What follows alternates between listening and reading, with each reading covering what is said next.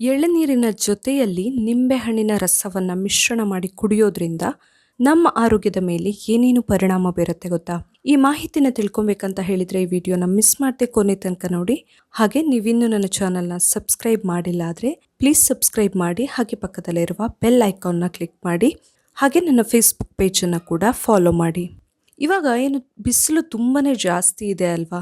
ನಮ್ಮ ದೇಹಕ್ಕೆ ಬಿಸಿಲಿಂದ ಆಗುವಂತಹ ಅನೇಕ ದುಷ್ಪರಿಣಾಮಗಳನ್ನು ನಾವು ತಪ್ಪಿಸ್ಕೊಳ್ಬೇಕು ಅಂತಾದ್ರೆ ನಾವು ಆದಷ್ಟು ಲಿಕ್ವಿಡ್ ಐಟಮ್, ನೀರು ಅಥವಾ ಎಳ್ನೀರು, ಬೇರೆ ಯಾವುದೇ ರೀತಿಯ ಲಿಕ್ವಿಡ್ ಐಟಮ್ ಅನ್ನ ಜಾಸ್ತಿ ಕನ್ಸ್ಯೂಮ್ ಮಾಡೋದು ತುಂಬಾನೇ ಮುಖ್ಯವಾಗಿರುತ್ತೆ.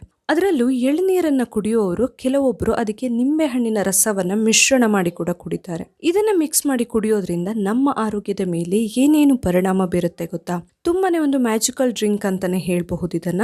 ನಮ್ಮ ಆರೋಗ್ಯಕ್ಕೆ ಯಾವ ರೀತಿಯಲ್ಲಿ ಸಹಾಯ ಆಗತ್ತೆ ಇದು ಅಂತ ನೋಡೋಕೆ ಹೋದ್ರೆ, ಮೊದಲನೇದಾಗಿ ತುಂಬಾನೇ ಮುಖ್ಯವಾಗಿ ನಮ್ಮ ದೇಹದಲ್ಲಿ ನಿರ್ಜಲೀಕರಣ ಅಥವಾ ಡಿಹೈಡ್ರೇಷನ್ ಆಗದೆ ಇರೋ ತರ ನೋಡ್ಕೊಳ್ಳೋದಕ್ಕೆ ತುಂಬಾನೇ ಸಹಾಯ ಮಾಡುತ್ತೆ ಇದು.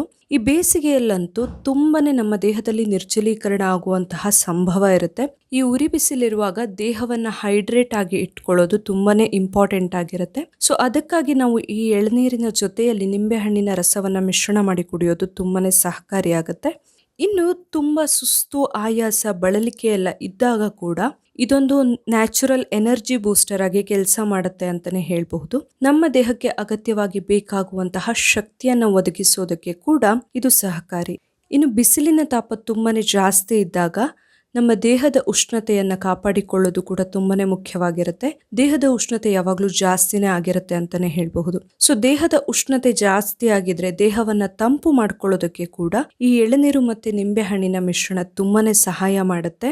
ಹಾಗೇನೆ ಜೀರ್ಣಕ್ಕೆ ಕೂಡ ತುಂಬಾನೇ ಒಳ್ಳೆಯದಿದು. ಬಿಸಿಲು ಜಾಸ್ತಿ ಆದಾಗ ಕೂಡ ನಮ್ಗೆ ಕೆಲವೊಮ್ಮೆ ಜೀರ್ಣ ಸಂಬಂಧಿ ಸಮಸ್ಯೆಗಳೆಲ್ಲ ಕಾಡೋದಕ್ಕೆ ಶುರುವಾಗ್ತವೆ. ಸೊ ಇದನ್ನ ದೂರ ಇಡೋದಕ್ಕೆ ಕೂಡ ನಾವು ಈ ಎಳನೀರಿನ ಜೊತೆಯಲ್ಲಿ ನಿಂಬೆಹಣ್ಣಿನ ರಸವನ್ನ ಸೇರಿಸಿ ಕುಡಿಯೋದು ಸಹಾಯ ಆಗುತ್ತೆ.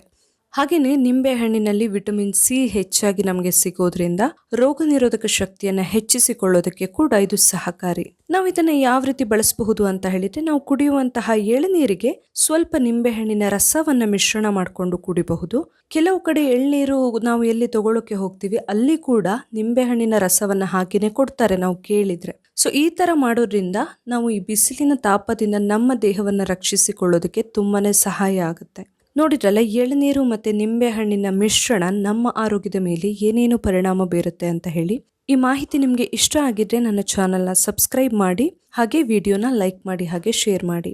ನಾಳೆ ಇನ್ನೊಂದು ಹೊಸ ವಿಡಿಯೋದೊಂದಿಗೆ ಮತ್ತೆ ಬರ್ತೀನಿ. Thank you.